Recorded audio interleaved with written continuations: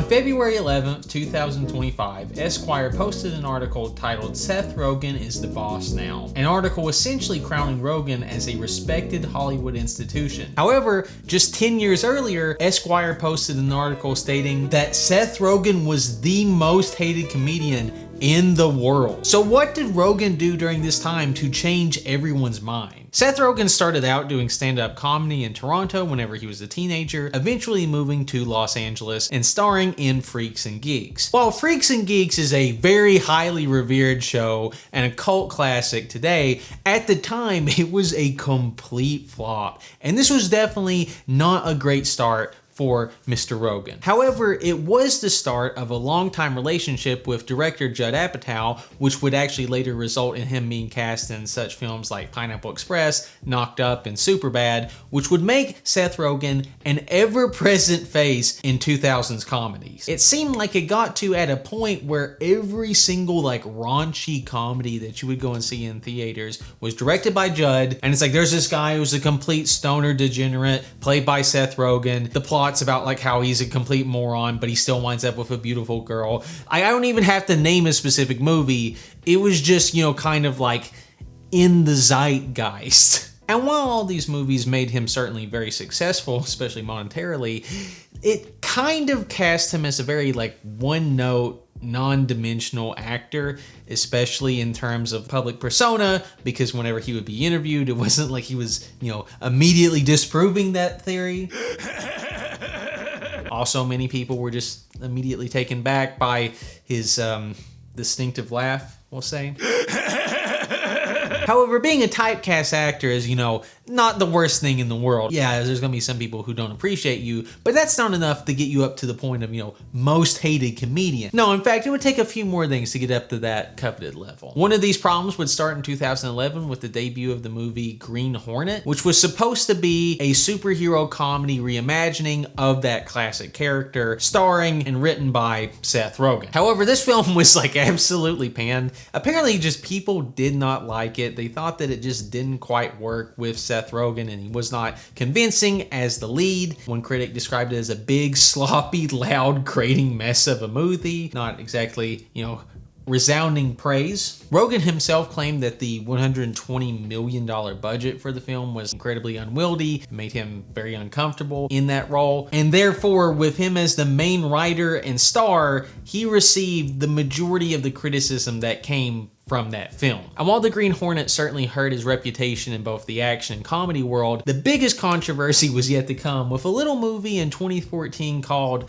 The Interview. It's about Seth Rogen and James Franco's characters who are, interviewers who are supposed to go to North Korea to interview Kim Jong-un. Hijinks ensue, and it ends with, the overthrow of the North Korean government. And for those of you who don't remember, this film for a short period of time became of international importance. The North Korean government was, if you can believe it, not very happy about a film depicting the overthrow of the North Korean government, and they had North Korean officials saying to the UN that this was an act of war and sponsoring of terrorism if the film was to actually be released by Sony. And then prior to the actual release of the film, a group of hackers by the name of Guardians of Peace, allegedly affiliated with North Korea, hacked Sony's databases, releasing employee files and entire movies.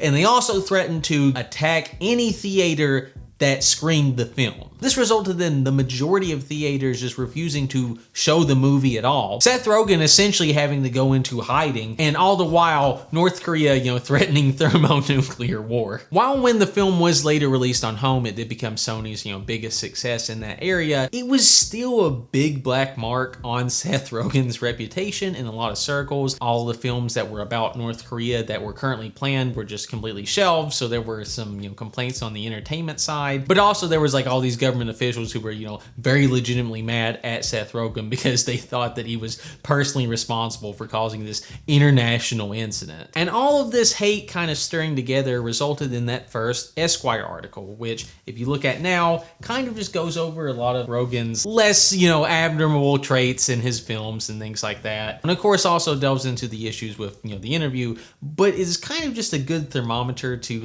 how people generally felt about about Seth Rogen during this period of time. The article also references a specific review from film critic Ann Hornaday, who implied that Rogen's films contributed to the Elliot Rodger misogynist killing spree in California, with Ann Hornaday writing, "Rodger's rampage may be a function of his own profound distress, but it also shows how a sexist movie monoculture can be toxic for women and men alike. How many students watch outsized frat boy fantasies like Neighbors and feel, as Rodgers did, unjustly shut out of college life that should be full of sex and fun and pleasure? How many men raised on a steady diet of Judd Apatow comedies in which the schlubby arrested adolescent always gets the girl find that those happy endings constantly elude them and conclude it's not fair?" So I'm going to be just fully honest with you. I think that is an incredibly poor taste interview to personally put the blame on any single person in the entertainment industry for a film that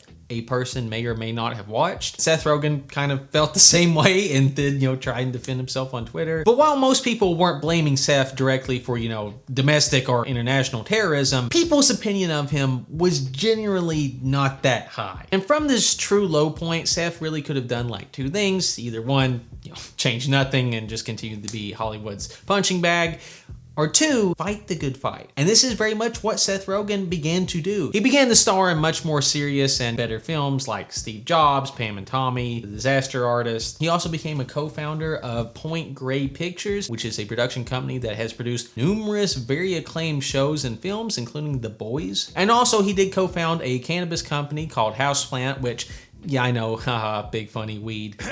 But also, it should be noted that this is one of those, celebrity brands that is actually still around after 10 years. Seth also took the fight directly to the Washington lawmakers whenever he began activating for Alzheimer's research and also for legalization of marijuana. He does like weed, and I really think that you can see all this hard work culminating in this new Esquire article where my boy looking good.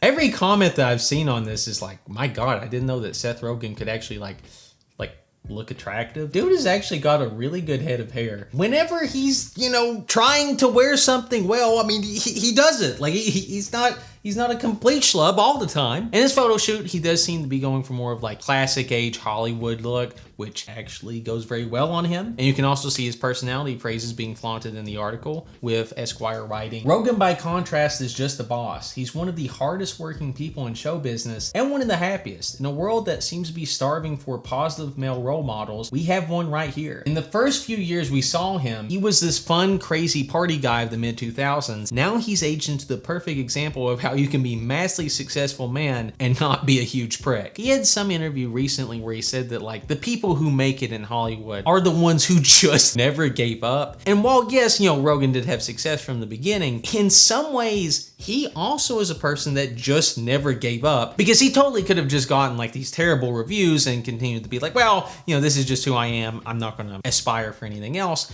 But he just kept showing up each day. And as the years have went on, he's just continued to show himself as much more of a multifaceted creator than Hollywood or even, just the general public ever gave him credit for in the beginning. And if you think that you were a multifaceted creator with a lot more to show, watch this video.